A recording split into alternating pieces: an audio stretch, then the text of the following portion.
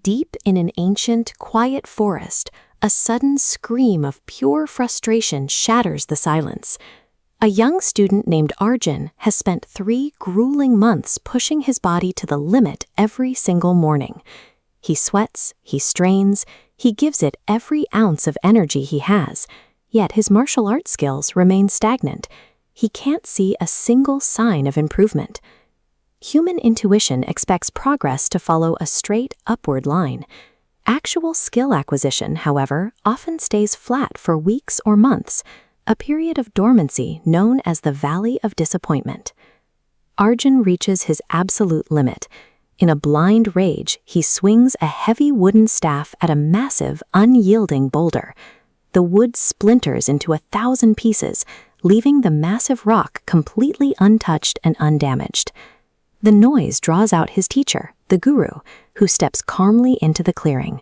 He is a study in quiet observation, a stark contrast to his students' chaotic energy.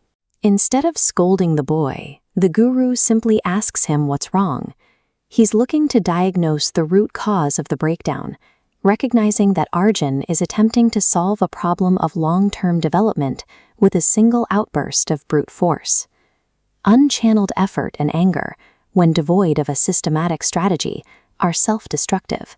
They consume energy and break the tools of the trade without building the underlying skill.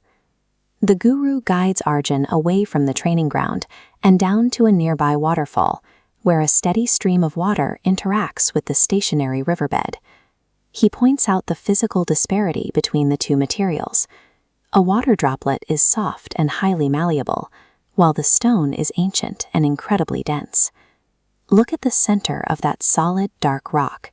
A deep, perfectly smooth indentation exists where the soft water strikes.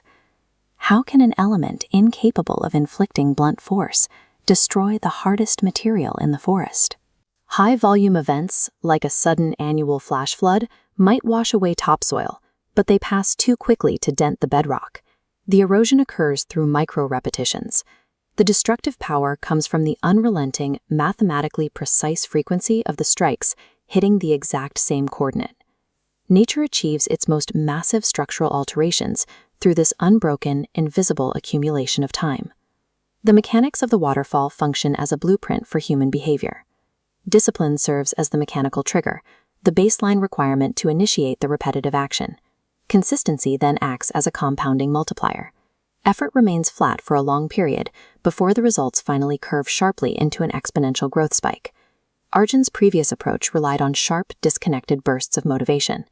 Because they are isolated and inconsistent, they fail to generate the momentum required to reach true mastery. To succeed, Arjun must shift his internal framework.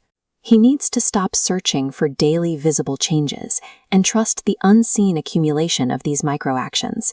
True power accumulates through the endurance to strike the exact same coordinate relentlessly over time. The following morning, Arjun arrives at the clearing with a new objective. He strips all expectation and frustration from his routine, focusing purely on the mechanics of the movement. He maintains his training regardless of the environment. External variables, such as intense heat or heavy rain, no longer dictate the schedule. As the days compound, physiological and psychological adaptations begin to take hold. These changes are imperceptible in the moment, but they aggregate into a significant shift in his capabilities. He eventually bypasses his initial limitations, emerging as a warrior defined by a quiet, unshakable confidence. Arjun's journey demonstrates a fundamental reality of growth. Micro changes executed daily yield macro results over time. Discipline starts the process, and consistency carries it to its conclusion.